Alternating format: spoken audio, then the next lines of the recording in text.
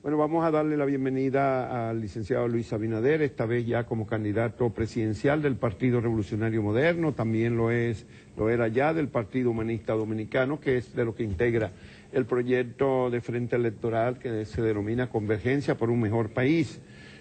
Bueno, Abinader ha dado el palo este fin de semana. Mucha gente creía que su ingenuidad, así se decía, que era una gran ingenuidad que pudiera ganarle al expresidente, un hombre de la experiencia y del carisma y la popularidad de un expresidente de la República, y le ganó. Bueno, ganó. ¿Cuál es el balance de ese proceso electivo interno? Esa maquinaria se desarrolló en unos meses, ese partido se convirtió en un partido grande y las encuestas lo presentan como primera opción de oposición. ¿Cómo fue el balance? ¿Cuál es el balance? ¿Qué se puede sacar? No, un balance muy positivo, Juan Bolívar, muy positivo. Primero, por el desarrollo mismo de la convención. Ahí no hubo una sola diferencia en una sola mesa. Fue un acto, no hubo una discusión en pero ningún lado. Absolutamente. Pero yo te puedo decir ahora que, ya pasando la contienda, que en muchos lugares, que cuando estamos ya en la parte de la logística, que van los delegados y normalmente hay una persona que le lleva la comida a los delegados, normalmente le llevaban la comida a los dos delegados, a los delegados de los dos partidos, de los dos candidatos. O sea, con eso me refiero a la armonía que existía durante ese proceso, y esa armonía, claro, reflejaba la armonía que teníamos durante todo el proceso, el presidente Hipólito Mejía y nosotros. O sea, realmente ha sido un gran proceso, un proceso que se desarrolló en todo el país, que quizás no hubo más votación, porque al ser un padrón cerrado, tener poca información, haber inscrito durante un proceso y la última parte del padrón está en los últimos 3 días, pues la votación no fue como podría haber sido, que tampoco es que fue poca para el partido, pero como sí podía haber sido. Y como dijo el expresidente Hipólito Mejía, bueno, con algunas dificultades, claro, que empezaron tarde, que los materiales... En el exterior, sí, en Nueva York. Del proceso y no se realizó. Dificultades ¿Pero qué porcentaje era el exterior de los votos? No, normalmente es muy poco. ¿Que un 5 o 6%? Sí, algo menos, un 4%. Entonces, bueno, no votaron, pero eso no iba a cambiar para nada. No iba a cambiar la diferencia. Además, una cosa, ¿cómo estuvo a nivel nacional? Porque eso fue... ¿Hay una concentración del voto suyo en alguna provincia, alguna región? No, el voto fue lineal. El voto fue lineal, básicamente con una diferencia de una diferencia entre el punto mayor y el punto menor de unos 20 puntos, pero fue lineal la victoria. Lineal quiere decir que ganó casi en toda la provincia ganaron. Menos en el Ceibo. En el Ceibo perdieron. Usted nos había dicho aquí en una conversación la última vez que hablamos que iba a perder en el Ceibo, en Salcedo, sí, y creo que en Baní o en... No, y que estábamos muy cerrados en Ocoa. En Ocoa. Y en eso Ocoa... ¿Cuál fue el resultado entonces? En Ocoa ganamos por 280 votos. O sea que era cierto su estimación entonces, que ahí estaban ustedes... Y también ganamos en Salcedo por solo 200. Ahí ustedes dijeron que decían sí, que perdían. Y ganaron por 200 votos. 200, o sea que realmente sus encuestas estaban en lo correcto, en encuestas locales. Bolívar, nosotros medimos todo. O sea, nosotros tenemos por medirlo todo. ¿Cómo fue el asunto? Porque para la experiencia política es importante, porque ya la política en todas partes no es tan espontánea, hay demasiado instrumento de trabajo. Y ustedes aparentemente los usaron bien. Mira, la propuesta de nuestros amigos de este padrón fue una propuesta que hizo César Sánchez sobre qué tipo de padrón debía utilizarse. Utilizando el padrón viejo del PRD. César Sánchez era era miembro del Consejo, era miembro de la CNO y fue miembro también del Consejo, del administrador de la CDE, una persona que actuó muy bien durante el proceso de la CNO, pero normalmente ligado al presidente Mejía. Entonces a Sánchez nos recomendó ese padrón. Nosotros lo estudiamos, en ese mismo fin de semana analizamos el padrón, analizamos la intención del voto, y la intención del voto del padrón era el mismo que la que yo tenía a nivel nacional. Sí. Un reflejo de ese mismo padrón. Durante todo el proceso de la convención, nosotros teníamos una encuesta que, como dicen los americanos, un ongoing poll, o una encuesta que no se para, o sea, que era telefónica. Y nosotros íbamos midiendo el nivel de popularidad. Ustedes estaban haciendo encuestas telefónicas, aparte de las tradicionales. Aparte las tradicionales las las hacíamos para confirmarlas. Teníamos 2 firmas tradicionales para confirmar las encuestas telefónicas, que todavía en el país, aunque han sido bastante acertadas, todavía en el país no tienen esa popularidad. En Estados Unidos todas las encuestas son telefónicas. Es bueno que se sepa esa parte. Entonces, esas encuestas lo que hacíamos era, como las hacíamos todos los días, tomábamos las... ¿Todos los días? Todos los días. Desde el día 9 de enero hasta hoy, hasta la fecha de la convención, se hacían las encuestas, todas las encuestas. Entonces, esas encuestas, lo que se tomaban eran el resultado de los últimos 5 días. Sí, a propósito... Y ahí por eso pudimos ver con exactitud dónde íbamos a ganar.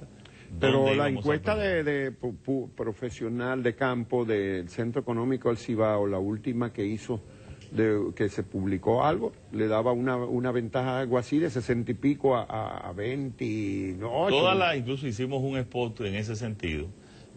Nos daba una diferencia de 38 puntos, la del Centro Económico del Cibao. Esa era la encuesta de ustedes. Sí, esa era la encuesta primaria. Aunque la Gallup hoy, en la última, también le dio... La Gallup fue bastante exacto. 69 a 28. 69 a 28. Y terminó 70 a 28. O sea que la Gallup, y fue 2 meses y medio antes. Sí, 2 meses y medio. La Gallup pegó, sí. Pegó bastante. Sí, estábamos revisando su currículum, su trayectoria.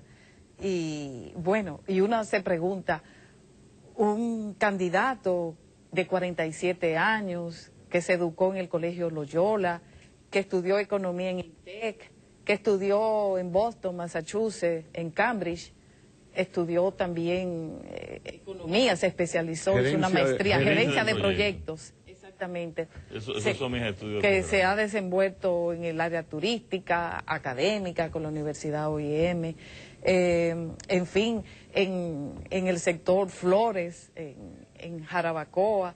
Bueno, uno ve todo ese perfil y uno se pregunta, ¿y a qué se debe el éxito de Luis Abinader?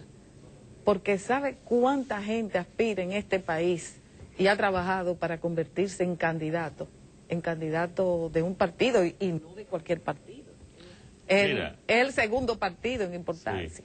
Mira, Ana Mirtila, en la vida todo tiene que hacerse con organización, con disciplina y con persistencia. La primera condición para cualquier persona que tenga éxito en una actividad es la persistencia. Pero al mismo tiempo tiene que saber la forma en que organiza su trabajo, en que puede accionar. Y ese accionar tiene que ser siempre seguido por los estudios y por el método científico. Y eso puede ser la clave de nuestra actuación, tanto en el sector privado como en el sector político. Yo no dejo nada al azar ni a la intuición. La intuición es la suma de tus prejuicios. Tú tienes que realmente evaluar todo, medir todo y tomar las decisiones. Eso viene de la formación académica. Eso viene de la formación académica, pero hay muchos académicos que fallan en eso. Mira, hay un libro de un autor, de un médico, de origen hindú pero norteamericano, que se llama The Checklist. Ese fue un bestseller en Estados Unidos. Y él lo que dice es que todo en la vida tiene que tener un protocolo y un seguimiento para que sea realmente exitoso. Él, siendo médico, toma ese y hace ese libro por un error que él cometió estando como médico en una sala de emergencias. No siguió el procedimiento a un paciente específico y ese paciente casi muere. Eso casi lo frustra a él y dice, yo no seguí ese protocolo que debí seguir, porque no pensaba que lo sabía, pensaba que eso la herida que tenía esa persona era una herida normal y no seguía el procedimiento normal. Entonces, en la vida tú tienes que seguir los procedimientos y un protocolo. Aunque no se vea ahí. una herida. Aunque no sea una herida. Bueno. Y nosotros seguimos el protocolo. Ahora, en este caso específico, Ana Mitila, nosotros construimos una maquinaria política que estaba preparada, que la enseñamos además al país. El 76% de los presidentes del Partido Revolucionario Moderno en todas las jurisdicciones nos estaban apoyando. De los 27 síndicos, alcaldes que tiene el PRM, 24 nos estaban apoyando. De 36 directores de distritos que tiene el PRM, 34 nos estaban apoyando. Bueno, es evidente que el resultado indica un apoyo masivo. Entonces había un apoyo y había una decisión donde la gente le tiene respeto, consideración al presidente Mejía. Esto no es un rechazo al presidente Mejía. Esto le tiene consideración, lo quiere, pero quería y eso pasó desde las elecciones, quería una candidatura ya diferente. Bueno, nueva, joven. ¿Le sorprendió la actitud del presidente Mejía, que ha sido por la opinión pública muy acogida, muy elogiada? Absolutamente. ¿No le sorprendió? No me sorprendió. No. ¿Lo esperaba? Ese es el presidente Mejía. El presidente Mejía es un hombre demócrata, respetuoso de la democracia, y él siempre dijo, aquí no va a haber problema, que va a haber una competencia democrática y no va a haber problema. Y le quiero decir que aunque en algunos momentos por el tema de la económico pensábamos que la convención quizás no era el mejor proceso de elección, al final salió positivo. O sea que esa fue también una buena... Lo único que ustedes tuvieron que invertir 6 o 7 meses en recursos que no tienen, que no políticamente hablando, y en pérdida de tiempo. Pero se legitimizó de cara a los problemas del país, en una lucha interna. Pero bueno, eso ya pasó. Vamos a ver cuáles son las prioridades del candidato presidencial hoy día. Hoy es jueves, ya terminando el mes de abril. Mañana empieza mayo y descontamos casi el año de las elecciones. Faltarán 15 días para que tengamos un año por delante para las elecciones. ¿Cuál es la prioridad hoy? Las prioridades. Esta semana ha sido consolidar ya el PRM y la convergencia. O sea, consolidar la convergencia, consolidar el PRM. Con la convergencia se reunieron ayer. Nos reunimos ayer.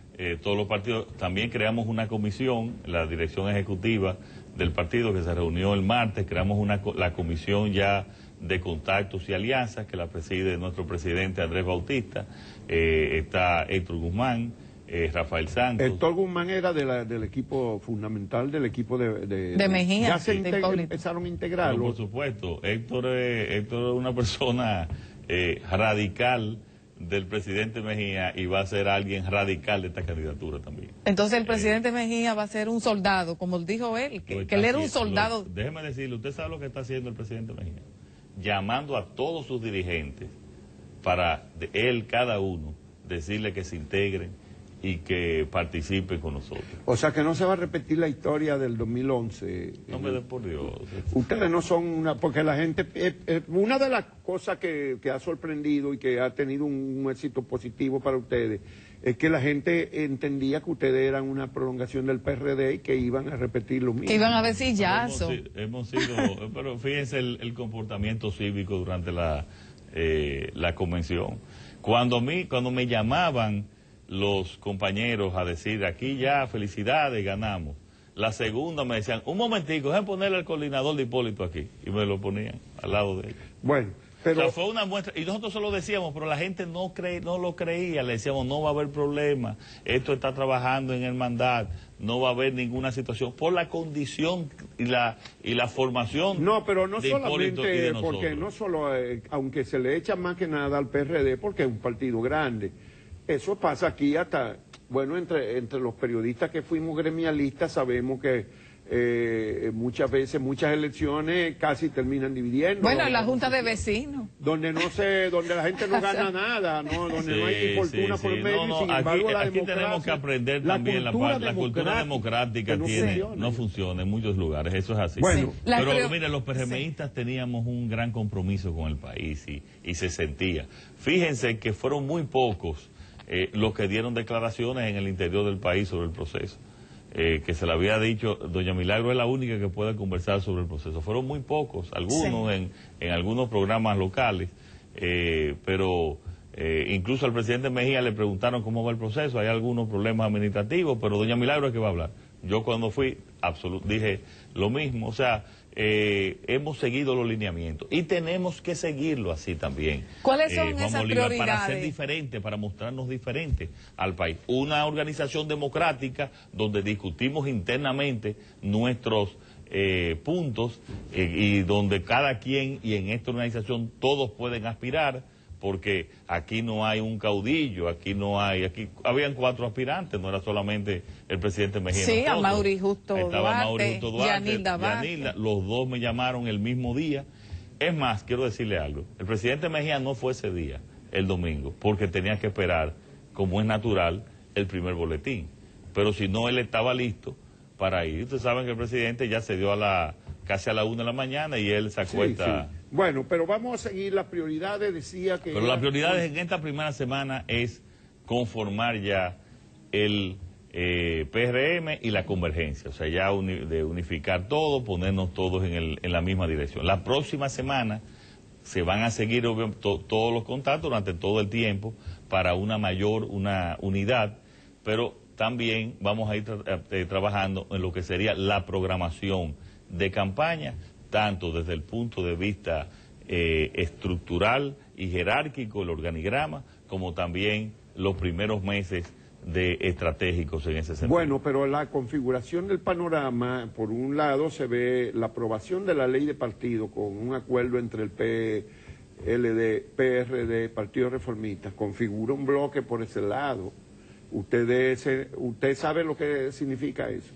Se tendría que estar enfrentando a los 3 partidos mayoritarios de las últimas décadas en el país juntos. Pudiera estarse dando eso, porque la aparición ayer o antier junto todavía el PRD con esos, por otro lado tuvo 8 partidos que pudieran estar del otro lado. ¿Cómo lo ve? Eso es un desafío muy grande, una campaña muy difícil. Es una campaña... Sin recursos, porque ustedes no tienen ni, ¿cuánto? 500,000 pesos del presupuesto nacional que tiene la Alianza Social Dominicana. 527,000. Que le tocan, ya no la Alianza, está entrando los fondos del PRM actualmente. ¿Y al PRM le toca ya? No, porque... Bueno, claro, sí entran al PRM, pero lo de que eran de la Alianza. Que eran de la Alianza, correcto. 527,000 pesos. El PRD nada más tiene casi más de 18 millones de pesos mensuales. Sí, eso nos da para pagar los alquileres y alguna... Y esa misma suma tiene el PLD y el Partido Reformista. O sea que una alianza de esos 3 da ya de entrada más de 100 millones mensuales, porque el año que viene es el doble. O sea, esto es David contra Goliat. Sí, pero los recursos nunca han sido definitivos en las elecciones, ni lo van a hacer ahora. Si fuese así, la discusión con el PRD, Juan Bolívar, lo hubiera ganado ellos, con los 18 millones que ellos tenían durante todo este proceso. No es así. Señor, esta sociedad ha avanzado. Esta sociedad lo que quiere son propuestas diferentes, propuestas eficientes. Esta sociedad quiere que sus líderes políticos sean transparentes. Esta sociedad quiere realmente que se administre con eficiencia, que no existe impunidad, que los administradores de las cosas públicas actúen con integridad y con eficiencia. O sea, la gente quiere cambio, quiere actores diferentes. Esto no es el mismo estilo anterior. Sí. Y ha ido cambiando. Guillermo Moreno es una muestra también de eso, que ha podido ascender sin partido político, porque todavía no han sido reconocidos. Todavía no son 2 años hace ahora en mayo que él solicitó su reconocimiento. Sí. Entonces, creo que esa sociedad va a responder a propuestas diferentes. Nosotros, en cuanto a los objetivos de los próximos meses, es tener una mayor alianza, comprometer una mayor alianza. Había muchos partidos políticos, Ana Mintillo y Juan Bolívar, que sencillamente estaban esperando esta definición ya de la candidatura para ya empezar a entrar. Yo le puedo decir que en el próximo mes, por lo menos, 2 partidos políticos reconocidos más van a entrar a esta gran convergencia de partidos políticos. Brevemente, antes de que tengamos que irnos, ¿cómo va a enfrentar estos vientos de reelección. La reforma de la Sí, la reforma de la Constitución, todos estos aprestos para reformar la Constitución. El PRM nació, y eso es parte de su origen peñagomista, como un partido antirreeleccionista, en contra de la reelección, la reelección consecutiva. En los estatutos del PRM está la no reelección. Ahora, mi opinión es que nuestra posición no va a tener que ser, no va a ser tan importante en el Congreso, porque la mayoría de los diputados de Leonel y senadores es abrumadora. O sea, eso es imposible. La reelección es imposible que pase si Leonel Fernández no la quiere. Esa es la realidad. Pero aunque la tenga Leonel, todavía le faltan 20 votos. Ellos confían que del Partido Reformista hay 9 y que ustedes o del PRD salgan los otros votos para... Del Partido Reformista hay 8, pues yo no creo que Hito Biso no vote por la reelección. Y entonces nosotros ahora mismo estamos en la retaguardia de la lucha. Si pasa el caso de Leonel, entonces estaremos en la vanguardia de la lucha. Y se mantienen las amenazas a los PRMistas que hagan lo contrario en el Congreso. No solamente esa amenaza, sino que ahora mismo vamos a tomar medidas con unos legisladores para aclararle, llamarle la atención, pero nosotros no vamos a permitir disidencias de ese tipo, no la vamos a permitir. Es más, yo le puedo decir algo a usted claro y preciso. El legislador del PRM que vote a favor de la reelección, ahí mismo selló su renuncia, porque si no se fue, va a estar expulsado.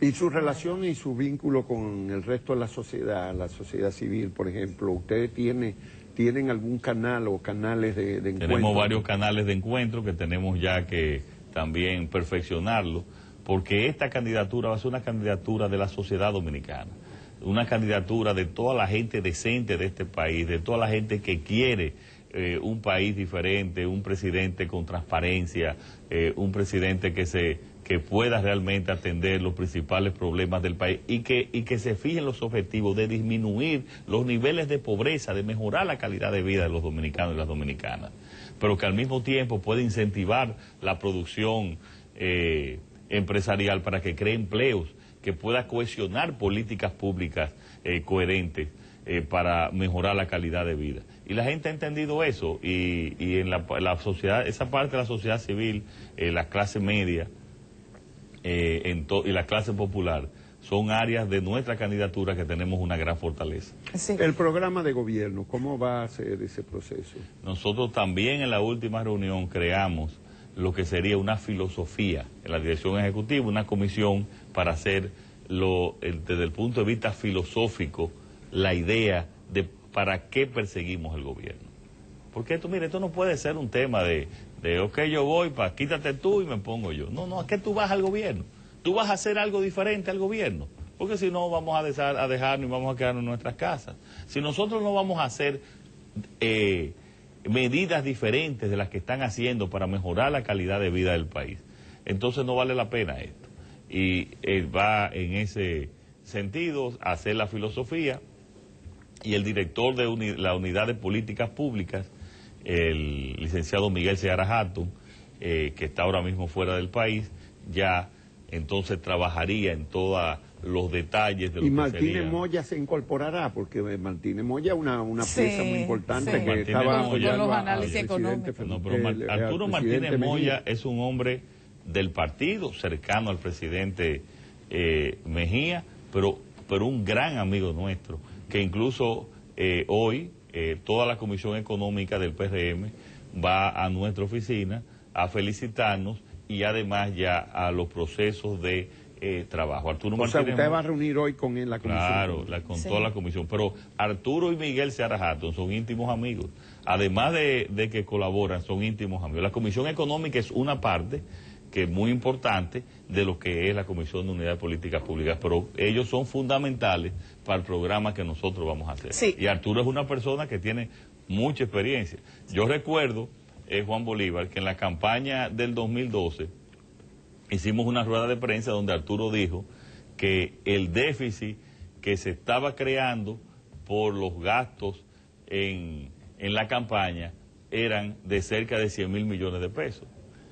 Y un director de diario amigo, yo estaba ahí junto con él dando la declaración, un director de diario amigo me dijo: Luis, esas declaraciones tremendistas te perjudican, tú has sido un hombre sensato, tú has sido un hombre prudente. Bueno, pero yo creo que no fueron tremendistas, que fueron conservadores. Es que cuando empezaron a dar esos datos aquí, tanto Martínez Moya como Miguel Seara, como Fernando Álvarez Bogart. También, sí. ¿Quién más venía aquí? Creo que... Pero Ernesto Selma. No, en ese momento todavía no, Ernesto después. Pero en ese momento eran esos tres. Y también Nelson Suárez, creo, hablaba de eso. Cuando ellos daban esas cifras, yo le decía que ellos estaban exagerando. Porque que era tan desproporcionado pensar en déficit de 100, y después cuando empezaron a hablar de 120, 130 mil millones, uno no lo podía. Pero te digo creer. que un director de diario me llamó para decirme que eso era una exageración. Sí, la conformación. Que oye, quiero aclarar esto. Eso no fue un déficit, eso fue un sobregiro de la cuenta. Porque un déficit no, es un sobregiro. Un sobregiro de la cuenta, por eso no estaba ni presupuestado ni aprobado. Exacto. Sí. Bueno, era un déficit, pero provocado por un sobregiro de la cuenta. Sí, la conformación de un frente opositor, que se ha estado hablando muchísimo desde que se supo de su victoria. ¿Cuáles son las perspectivas? Minuta Vare Mirabal por allí, Guillermo Moreno por allá. O sea, hay mucha gente valiosa. Virginia Rodríguez, de los pequeños movimientos sociales y de los jóvenes. ¿Tendrá el PRM la capacidad de formar un frente opositor, como han hecho en otros países, otra democracia como en Chile? Tiene, y estamos preparados para, junto con ellos, de igual a igual, discutir sus propuestas, sus ideas e incorporarlas en un gran plan de nación. Un gran plan de nación comprometido con el país, junto al país. O sea, nuestra idea es que después que tengamos esta gran alianza, toda esta convergencia de grupos sociales y partidos políticos, ese plan donde estamos todos de acuerdo, firmarlo ante el país, comprometernos ante el país. Con un programa. Es que de eso se trata, Juan Bolívar. Si el programa lo van a socializar con los otros partidos. Pero tiene que ser, porque eso es lo que nos une. Vamos en las partes que nos unen. Sí, pero lo que los separa y separa siempre a la gente son las candidaturas. ¿Ustedes cómo van a manejar eso? Porque mira, el PRM ahorita empieza a elegir candidatos. Héctor Guzmán y Rafael Santos, que han trabajado con la convergencia, ya están encargados de ver y discutir los detalles de esas alianzas con los partidos de la convergencia, los detalles de candidaturas y de propuestas. Desde que vengan los otros partidos también lo vamos a hacer. El plan también en ese sentido que determinamos en la comisión ejecutiva es que primero vamos a tratar de buscar la mayor cantidad de alianzas previo a la elección de nuestros candidatos. Bueno, o sea que ustedes van a tratar de trabajar las alianzas antes de elegir candidatos. Ese debe de ser el trayecto. ¿Eso incluye hasta la vicepresidencial? Tú sabes que ya la vicepresidencial se inscribe en marzo del próximo año. Claro, pero puede ser parte de esas negociaciones de una gran alianza. La candidatura presidencial es bastante especial. Porque es algo que tiene que tener una empatía con el candidato presidencial, de trabajo, tiene que compartir casi exactamente las mismas ideas en los aspectos fundamentales del presidente de la República, y también tiene un contenido electoral, esa es la realidad. Entonces yo en los próximos días voy a crear una comisión de análisis que no va a ser pública para nosotros determinar cuál sería el mejor candidato o candidata en ese sentido. Bueno, hay muchas otras cosas que pudieran ser prioritarias en este momento o definitorias. Tal vez hay una serie de problemas en las instituciones del Estado, las relaciones de ustedes con esas instituciones que tienen que ver, Junta Central Electoral, Tribunal Superior Electoral, están bajo dominio del partido gobierno. Eso es una situación, ustedes parten con unas desventajas muy grandes. ¿Cómo ve esa situación? Mira, vamos a dividir estos temas. Con la Junta Central Electoral hasta el momento, tanto personal como con el PRM hemos tenido una buena relación. Ellos colaboraron, incluso más de lo que le pedimos en algunos aspectos, con la celebración de la convención y nos facilitaron una serie de logística que nos ahorró. Equipos que nos ahorró durante el proceso. Al nivel, y quiero decirle esto, el nivel ya de tecnología que hay, no aquí no, ya en la parte electoral latinoamericana y mundial, es muy difícil que la Junta Central Electoral o cualquier institución pueda afectar la votación, porque hay mucho control. Fíjense que en los últimos años es muy difícil que se haya dicho la Junta modificó esto, aquello. Eso se puede producir en la mesa y tenemos que tener el control en los colegios electorales. En lo que se refiere al Tribunal Superior Electoral, el Tribunal Superior Electoral no goza absolutamente de ninguna confianza nuestra, de ninguna, y por sus acciones y las demostraciones de sus acciones. Sin embargo, la preocupación mía con el Tribunal Superior Electoral no es tanto para la candidatura presidencial, porque después que hay una candidatura presidencial con una ventaja, bueno, pues es muy difícil ellos empezar a quitar votos de un lado o de aquello, y eso sería prenderle fuego al país. Nuestra preocupación con el Tribunal Superior Electoral sería en otras candidaturas congresuales y municipales, porque evidentemente que ese tribunal ha demostrado una total parcialidad. Nosotros creemos y estamos discutiendo empezar desde ahora una campaña para modificar la constitución de ese tribunal. Bueno, y la otra cosa es el régimen electoral, que la ley del régimen electoral ni siquiera está en discusión. No sé si expresamente se siguieron concentrados en la ley de partidos, que regula el funcionamiento interno de los partidos, cuando ya casi todos los partidos están eligiendo ya su candidato presidencial. Ya no va, esa ley que no tiene un reglamento, ya no va a servir en este proceso. La que sí serviría es la del régimen electoral, que es la que autorizaría, daría más fortaleza a la Junta Central Electoral, por ejemplo, para evitar los abusos y las inequidades en las campañas electorales. Ustedes no han insistido en esa ley. Claro que hemos insistido, en la misma proporción que la ley de partido más. Incluso las declaraciones del presidente del partido dicen que, y lo han manifestado, que la ley electoral en este momento ya es más importante que la ley de partido. Por lo que tú dijiste, que ya la mayoría ya han hecho este proceso.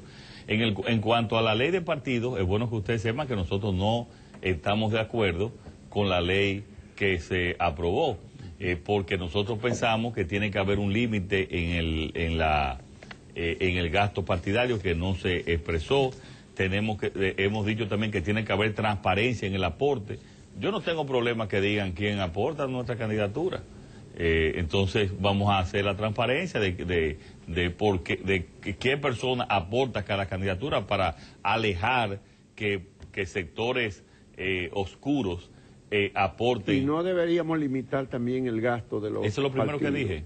El gasto, limitar, por ejemplo, que un candidato a diputado no pueda gastar más de X. Eso fue lo primero que dije, que eran una de nuestras propuestas y no la aceptaron. Sí. Y también la propuesta entonces el presidente del partido, la delegación, Nelson Arroyo, Andrés Bautista, Jesús Vázquez y Nelson Arroyo, pues dijeron públicamente que no estaban de acuerdo y después hicieron una rueda de prensa con los 8 partidos que tampoco estaban de acuerdo en esa situación. Sobre la ley electoral, también nosotros duramos 3 meses estudiando la ley electoral e hicimos una serie de recomendaciones que están ahí.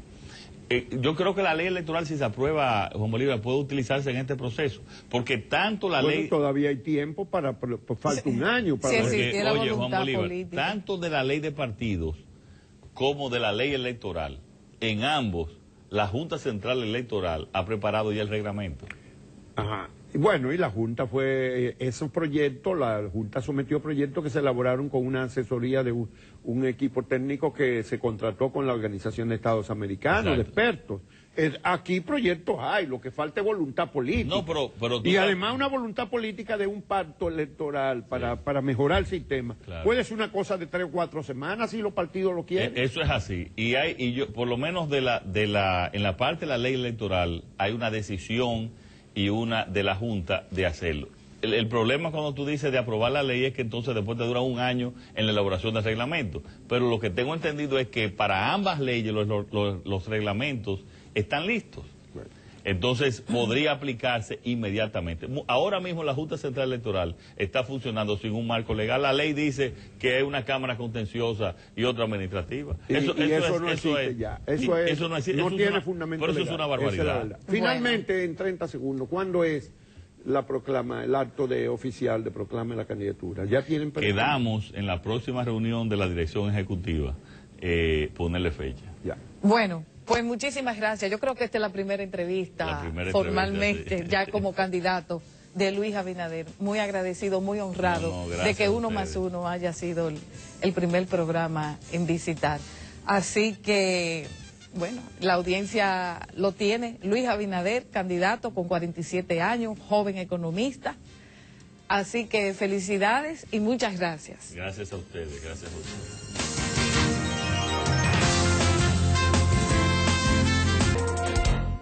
Para nadie es un secreto el dolor de cabeza que constituye el cierre de una empresa que quiebra o los problemas que le genera a accionistas y a personas que invierten en ella el recuperar sus bienes. Qué bueno que nos acompaña en el día de hoy Juan Reyes, viceministro de Economía, Planificación y Desarrollo del Viceministerio de Gestión de la Competitividad Nacional.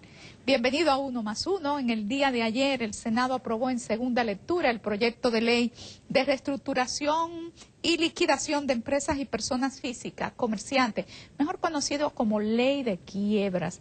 Vamos a ver, ese proyecto tenía muchos años dando vuelta. Háblenos un poquito de los antecedentes del proyecto. Cómo no, bueno, antes que todo, muchas gracias por darnos la oportunidad de estar aquí compartiendo con todos los televidentes de este muy visto programa. Yo soy uno de ellos. Muchas gracias. Bueno, el proyecto de ley ya tiene 10 años como proyecto, sufriendo modificaciones, siendo sometido por el Senado o por vía de la Cámara de Diputados y por muchas razones diversas, no había logrado anteriormente el consenso entre el sector público y sector privado en los puntos claves, ¿no?, que se requieren para tener un proyecto, una ley de quiebra y reestructuración mercantil adecuada a las buenas prácticas mundiales. ¿Cuáles eran esos puntos donde no era posible el consenso? Bueno, el punto principal, que en las versiones anteriores se contemplaba una figura para el análisis y la resolución de la quiebra fuera del ámbito judicial oficial, ¿no?, del Poder Judicial. Se utilizaba una figura de centro de reestructuración mercantil que estaban adscritas a las cámaras de comercio. Y lógicamente el sector financiero decía, ¿cómo podemos nosotros tener al juez y a la parte en el ámbito empresarial ante una quiebra?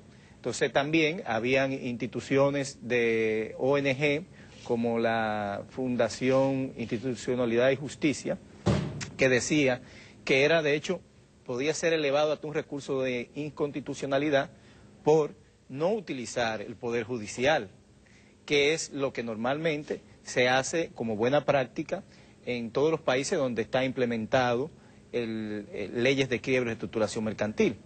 Lógicamente, en la República Dominicana, en el ámbito judicial, tenemos una dificultad de presupuesto y nosotros tenemos conocimiento de que hay aproximadamente 99 leyes que mandan tribunales especiales en el ámbito judicial que no han podido ser creados por falta de recursos. 99. Wow, una cifra. Oh, mi Dios. Pero ¿qué resulta? Que tratando también de salvar ese obstáculo, lo que propone el proyecto de ley actual es que en su etapa inicial se utiliza la primera instancia del Poder Judicial para dirimir el proceso de quiebra, ¿no?, ya en la parte de quiebra sobre todo, pero capacitar a los jueces y especializar a los jueces y no necesariamente desde el inicio tener un tribunal especial, porque si tenemos una ley que mande un tribunal especial y el Poder Judicial no cuenta con los recursos para crearlo, entonces tendríamos una ley muerta.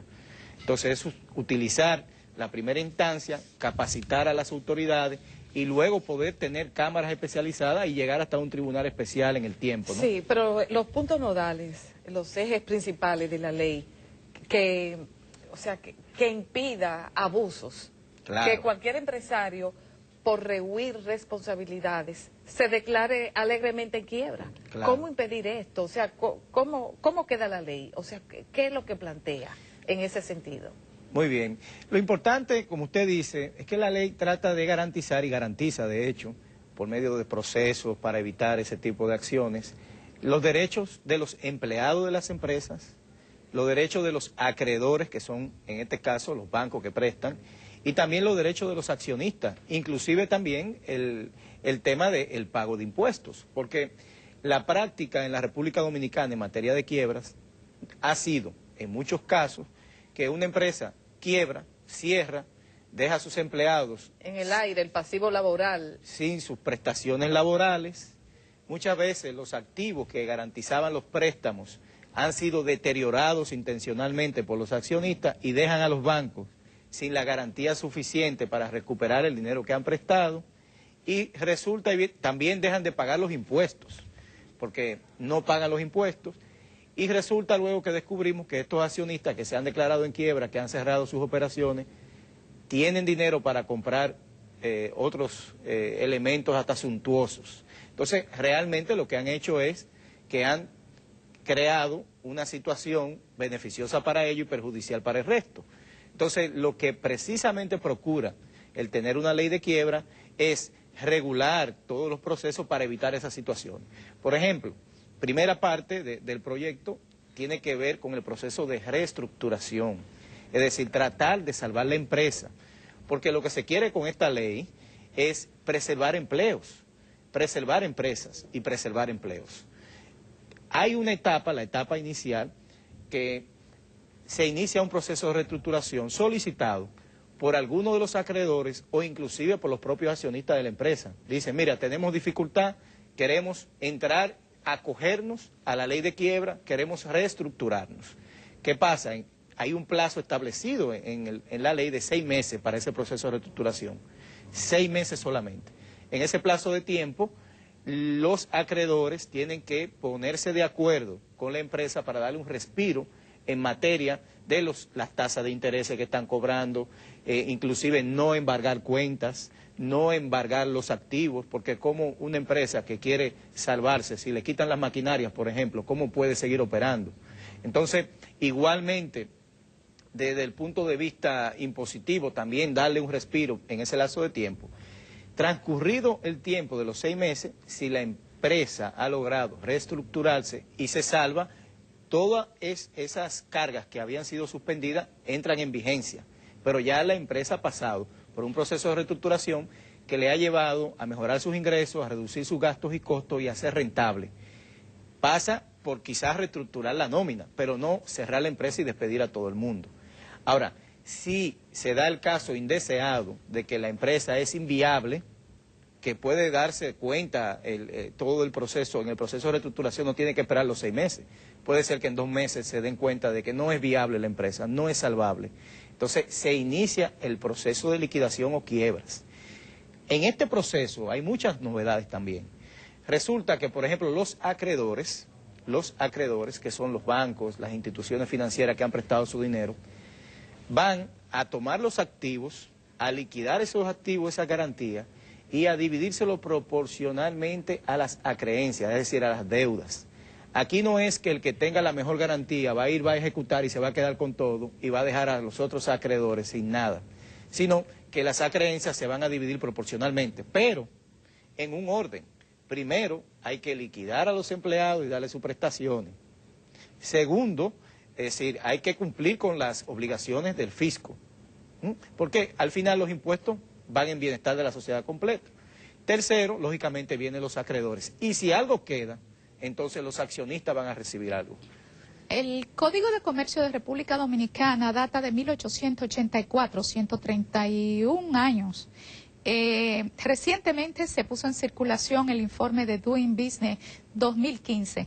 De no aprobarse rápidamente el proyecto de ley de quiebras, ¿qué consecuencia tendría para las expectativas que se ha formulado el país en el escenario internacional de poder seguir compitiendo y competir con más altos niveles de calificación? Muy bien. La República Dominicana en materia de clima de negocio ha venido mejorando significativamente. Con una reciente nueva metodología del Banco Mundial, la República Dominicana pasó de la posición 117 a la posición 84 de 189 economías en materia de clima de negocio. Lógicamente, hago la salvedad de que hubo un cambio de metodología de evaluación que tenía como objetivo evaluar mejor el nivel de clima de negocio de las 189 economías. Bueno, muy válida la aclaración, porque cualquiera se preguntaría cómo es posible que si en el 2014 estuviéramos en el puesto 117, entonces un año después o meses después estemos en el 84. Claro, por eso hago la salvedad. Sí, sí. Sin embargo, hay pilares que estamos muy bien posicionados. Por ejemplo, en comercio transfronterizo, para caer en la pregunta que usted me hizo, en comercio transfronterizo es el mejor pilar. Son las facilidades para exportar e importar de la República Dominicana. Ocupamos la posición 24 de las 189 economías, donde a menor posición, mejor. Pero qué lástima que eso no pase con nuestro segundo socio comercial, que es Haití. Sí, con tantas dificultades. Bueno, pero también con nuestro primer socio comercial, que es Estados Unidos. Mire lo que estamos viviendo con la veda de frutas y vegetales. Sí, pero ya eso tiene que ver con otro tema de sanidad. Sí, claro. Porque aquí en el caso del Doing Business lo que evalúa es la facilidad, los tiempos, los costos y los procesos para exportar e importar en ese caso. Ya el tema de sanidad entra en otro renglón. Sí, de hecho nosotros teníamos una de las más altas tasas de desaduanización, de periodo de desaduanización de un producto. Yo recuerdo que en el año 2000 estábamos en el peor lugar. No, hemos avanzado muchísimo y vamos a seguir avanzando en materia de comercio transfronterizo, porque el año 2013, por ejemplo, estamos en la posición 56, en el año 2014 estamos en la posición 33 y ahora en el 2015 estamos en la posición 24. Solamente en América Latina tenemos por delante a Panamá, solamente en América Latina completa.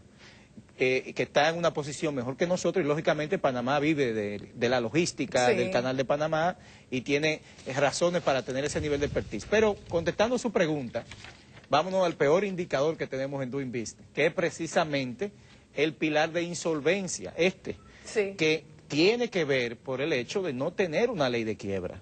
La República Dominicana no cuenta con una ley de quiebra y eso nos posiciona en la posición 158 de 189. Solamente si nosotros logramos aprobar una ley de quiebra, de hecho antes del 31 de mayo y es promulgada por el señor presidente, mejoraríamos significativamente los indicadores de clima de negocio, porque ya tendríamos una ley que sería comparada con las otras leyes del mundo en materia de quiebra y definitivamente cambiaríamos la posición en ese pilar. Como usted decía, el Código de Comercio data del 1884. El capítulo de quiebras es del 1911, Imagínense ustedes la quiebra del 1911 que se daba en el país, era que se moría la vaca o algo por el estilo, ¿no? Y en el caso de tentativa de arreglo, se incorporó en una ley del 1956, que creo que es la 4582. Entonces, definitivamente la legislatura en materia de quiebra de la República Dominicana es obsoleta, no acorde con las buenas prácticas. Y este proyecto ha sido elaborado por una mesa público-privada donde han estado interviniendo por más de un año y medio los principales entes del sector privado y del sector público. Está el CONEP, está la ANCHA, está la ABA, que es la Asociación de Bancos, entidades de la misma sociedad civil como la FINJUS. Y de las pequeñas y medianas empresas que en este momento están siendo tema de debate, inclusive no solamente en el alto empresariado, sino también en las cámaras legislativas hay un proyecto de reclasificación de esas empresas. ¿Han participado en este proceso? Claro que sí. Déjeme decirle que el 90 y pico % de las empresas son medianas empresas. medianas empresas. medianas Y entonces empresas. los grandes monopolios que se han constituido en el país para nada ayudan la libre competencia con las medianas y pequeñas empresas. No, definitivamente el país también tiene tareas pendientes en materia de lo que es competitividad en el ámbito de lo que sería evitar situaciones de dominio de mercado, ¿no? Que puedan afectar que pequeños emprendedores puedan desarrollarse en cualquier ámbito de negocio sin que sean de alguna forma impedidos por monopolios o posiciones dominantes, que es como se le llama hoy en día. Sí. Y lógicamente hay una demanda de que lo que es procompetencia sea completada su matrícula para que pueda ejercer su función, que fundamentalmente va en esa dirección. Sí, viendo los indicadores de los resultados del Doing Business, ¿qué vamos a hacer con las dificultades, con los manejos de permisos de construcción y con la obtención de electricidad? Dos renglones que son una retranca. Sí, le informo que, por ejemplo, en materia de clima de negocio, en el pilar de obtención de electricidad, se evalúa el costo y los tiempos y los procesos para obtener un contador. No evalúan la calidad de la energía. Lógicamente, el gobierno dominicano está totalmente comprometido, la gestión del presidente Danilo Medina, con el tema eléctrico, ¿no? Estamos en el proceso de firma del pacto eléctrico. Se están haciendo inversiones que definitivamente a más largo plazo van a tener un impacto positivo. Bueno, el tiempo se nos ha agotado, qué es pena. lamentable porque hay muchas cosas más que hablar con Juan Reyes, pero vamos a terminar con una imagen que Juan Reyes nos trajo y que alude a los roles de los actores en el marco de la ley. Esa imagen, Mira. vamos a ver, ¿qué representa? Bueno, representa la alianza público-privada, que entendemos es la mejor metodología de avanzar como nación. Esa foto no está manejada por Data Show O Photoshop. Photoshop, sino que es original, y el señor detrás de las piernas, ¿no? El que mueve la bicicleta, representa al sector privado, que es quien impulsa las economías y que tiene que definitivamente ser competitiva globalmente, y el señor delante, que tiene el timón, representa al Estado Dominicano, que por vías de las políticas que traza, hace avanzar el país en una dirección u otra.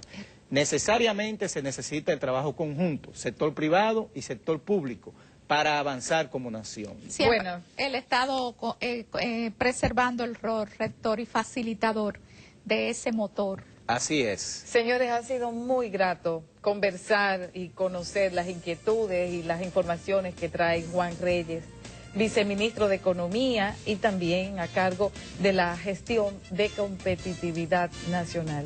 Muchas gracias por compartir toda esta información importante Gracias a para ustedes. nosotros. Muchas gracias.